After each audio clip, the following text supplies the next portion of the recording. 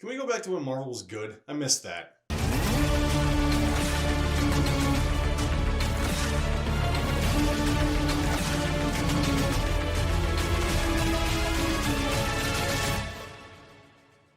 First TV show review on the channel, and we're kicking it off with Agatha All Along. So Agatha All Along is a show that was confirmed a very, very long time ago. I want to say coming off the coattails of the success of WandaVision back in 2021. Kind of sat around in limbo for a number of years, changed its title like 50 billion times, and now it is finally crapped out onto Disney Plus for all of us to witness. All 9 episodes of this train wreck. So I'm going to talk about this show in its entirety for the most part, and yes, if it wasn't clear, spoiler alert, I'm getting into some heavy details about what happens in the show, talking about some reveals, some plot twists, and of course, how this inevitably wraps up. So we're getting into spoilers right now. So Agatha All Along starts out in the first episode as like this crime drama type thing, basically in the same way that WandaVision was mimicking a lot of different sitcoms from different generations. This started out with a crime drama, and I was like, oh, interesting. Are we going to get like a modern TV homage with every episode, but like this is just going to be playing into different genres, and that's what this is going to do to continue the, WandaVision theme and everything? No, that gets kind of quashed like halfway through this episode, so that was great. I don't even know why we bothered with this then. I mean, obviously they had to illustrate the hex and everything, but this had nothing to do with what we saw at the very end of WandaVision. At the end of WandaVision, Wanda casts a spell on Agatha and basically reverts her to when she was Agnes, the nosy neighbor, and now all of a sudden in this, 3 years after that event,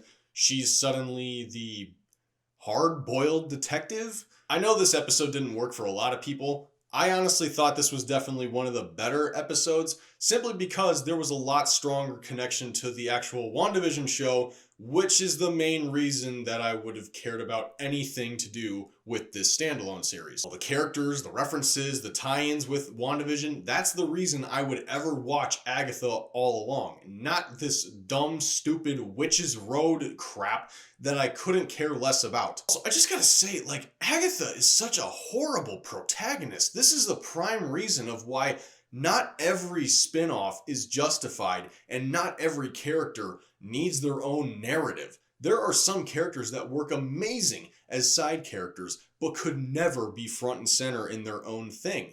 Now, of course, when you look at something like Joker, the main reason that movie worked so well was because they completely reinvented everything, did something completely different, and reworked the character into a way that you could somewhat suture with him, or at least understand what drove him into his insanity. If this was just a comic book Joker wreaking havoc without remorse, this would not be a good movie. Same deal with Patrick Bateman in American Psycho. That dude is nuts. He is insane and he is a monster. But he has charm and has some layer of personality that makes him interesting to watch. And also, as the film progresses, you understand that a lot of this is really weighing on him and stuff is messing with his mind and he doesn't know if he can trust himself anymore. And that's what makes the film so impeccable and really interesting to watch. With Agatha, she's a dirtbag. She is constantly crossing people, and therefore she doesn't even fit into the anti-hero category. She just sucks. Now, of course, Kathryn Hahn is still carrying the same charisma and performance that she did when she was playing the character in WandaVision,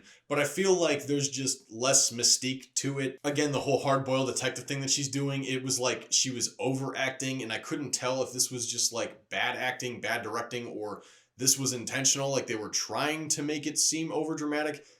Asleep in bed. Total loser? Or totally lying?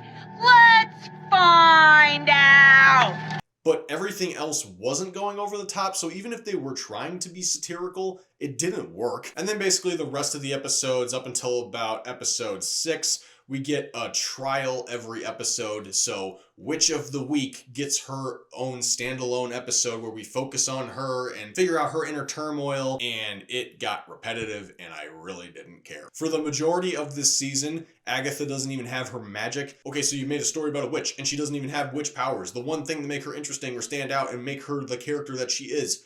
So now I'm just listening to some obnoxious character be obnoxious. So the supporting cast, all these different witches and everything in her coven, I don't like any of them at all. I don't remember any of their names. I don't care. They were really worthless. The only one I remember was Deborah Jo Rupp's character, Mrs. Hart. Or no, not Mrs. Hart. What the heck? I don't even remember what her actual name was. And then there's that stupid Witches Road song. I was gritting my teeth every time they started singing it. The first time you hear it is in that second episode, and my God, did it grate on my nerves. I could not believe how long it went on for. Just when I thought they were about to wrap it up, it just kept going, and it felt like it was playing for a solid 10 minutes. It probably was more like 2. It felt way worse. As these episodes progress, we're getting a little bit more about Agatha's origin and stuff like that, and all these other witches that I don't really care about, but they're just getting their own stories and whatever told. So I guess props for trying to flesh out your characters. Execution wasn't great. We're getting little details here and there about Agatha and her son that she gave up.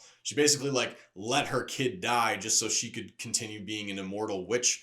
And yeah, sorry, not easy to buy into that at all. They tried to do something in the last episode, which was really weird. They threw it in at the last episode of the show after they basically have completed the arc for this season. They just have this kind of, oh yeah, by the way, here's a little bit of origin about Agatha. And they cut back to the 1700s or whatever, and they show her and her son and all that business. And I'm thinking, why didn't you do this in the 5th episode or the 6th episode or something like that? That would have made way more sense. And that way we could have progress the show without having to, wrap it up early and then backtrack just before closing out this series. There's 2 reveals in this show and I had both of them spoiled for me. Thank you, Funko. But granted, I saw one of them coming a mile away long before this show ever got a confirmed release date. It was back when they cast Joe Locke in the role of teen. I remember hearing that he was playing a gay teenage boy, and I'm thinking, okay, so he's Wiccan. He's obviously Billy Maximoff. This is a spinoff of WandaVision. He's playing a gay teen boy. He's Wiccan. And then they were keeping it all hush-hush about it. And then there was this poster. Is that not the same as this? They're trying to pretend oh no, we're not going to reveal it until episode 6. Dude, we already know. We can even see when he's talking with a sigil over his mouth, he's clearly mouthing the words Billy Maximoff. It is pretty obvious what you're trying to do here. It was pretty obvious what you're about to do. I will say, good job. You made a comic-accurate Wiccan suit. Looks pretty sick. Joe Locke, playing the character, didn't do a bad job. I don't think he's a bad actor by any means. I haven't seen him in anything else. I know he's on that Heartstopper show on Netflix. I haven't had any interest in seeing that. But I don't know, maybe he's good in other things, I just don't know about it. This is the first time I've ever seen him act, and I didn't think he was all that terrible, or at least compared to everyone else, he was pretty on par. If I'm being honest, I think episode 6 was probably the one that I liked the most, or at least the only one I actually enjoyed watching, because A, it gave us background and answers about his character, which I appreciated. B, he's basically the moral compass of this show, so getting more time with him in a more prominent role was actually exciting, unlike all these other witches that I didn't care about, and Agatha being the most inept protagonist of all time, having no active enforcement over the plot at all, being one of, if not the most passive protagonist I've ever seen in the Marvel Cinematic Universe, outside of maybe She-Hulk. And C, like I said about the first episode, it connected to WandaVision more. That is what I wanted from this show, and I was hoping that they would loop something in, but really all they did was address that Wanda got killed at the end of Doctor Strange Multiverse of Madness, and that's basically where we're at. And it's frustrating to me because what they did with Wanda in Multiverse of Madness was a really, really stupid move.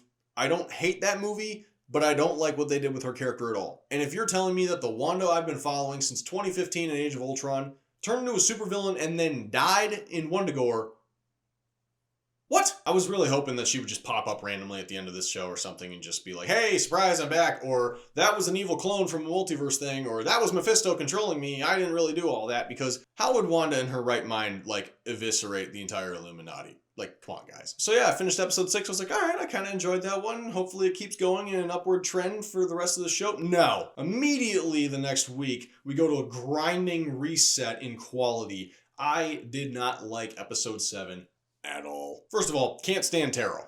Drives me nuts. And making the entire episode revolve around that was really cringy. But even more so was all the pop culture nods as they're all dressed up as a different witch. And I'm like, my gosh, wow, yeah, cool, we get it. You guys are Disney, and you have rights to Snow White and Maleficent, and somehow Wizard of Oz. But then they basically try to do this thing with the what the heck's her name? Memento Witch. We're gonna call her Memento Witch because this entire episode is basically a rip-off of Memento, and I couldn't stand it.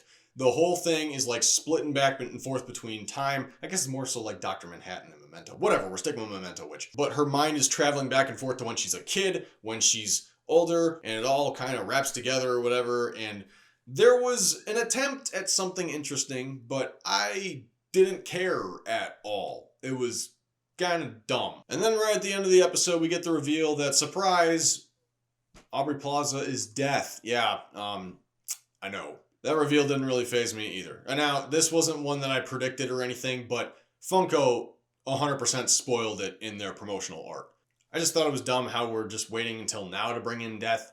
We're not doing anything with her with Thanos at all. And we're making her Agatha's ex-girlfriend. Also, the face design on her just looks so freaking goofy. I mean, yeah, they're trying to go for a combination of making her like the Skull form in the comics and maybe a little bit more human, so they have this unique look to it. But they like basically have it cut off right here on Aubrey Plaza, and so everything below this is a skull. And it just looks dumb because you got bone right here, you got flesh up top. It's like, why don't you just go for a red skull effect where the whole thing is a skull and you got the eyes and then you get the hood and you make it look more comic accurate? I don't know what the deal is. Instead, she just looks like she's got a scorpion mask just mashed into her face. And there were some behind the scenes photos they released of her with the actual physical makeup on her face. But then when you compare it to the actual shot in the show, it is obviously entirely CG. So I don't know why they went to that extent. But in these last two episodes, we get this whole climactic showdown between Agatha and Wiccan and Death. And right at the end of that episode, I was like, okay, what's going on here? This feels like a finale. So what are we doing in the last episode? And then they end it with like oh, it was all a construct in Wiccan's mind or something like that. And I went, what? So the whole road wasn't even real. It was just a scam.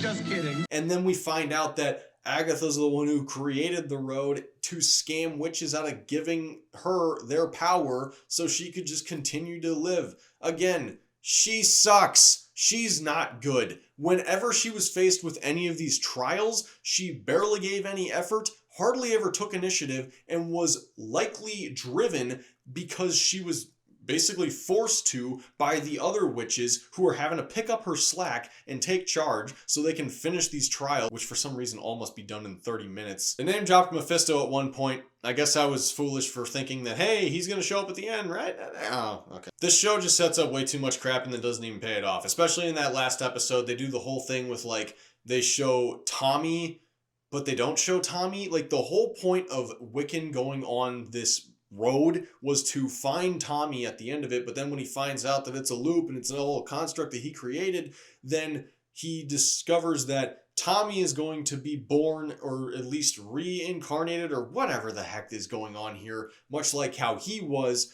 and how Billy basically took over the corpse of a kid who died when he was 13 and lived on from that point as that kid. So now Billy's gonna do the same thing with some kid who just got drowned in a pool by his friends? Evan Peters showed up.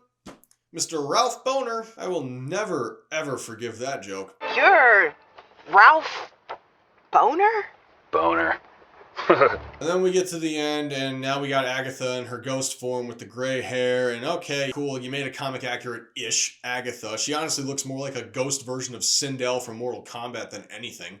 Too bad you will die. By the way, I gotta back up and just say, when she was originally making that deal with Wiccan, like they were both discussing about the whole thing of like the deal with Death and all that. One of them had to go with her, and then suddenly like Agatha and him have a heart-to-heart moment, it seems, where they're really understanding each other and one's standing up for the other and everything.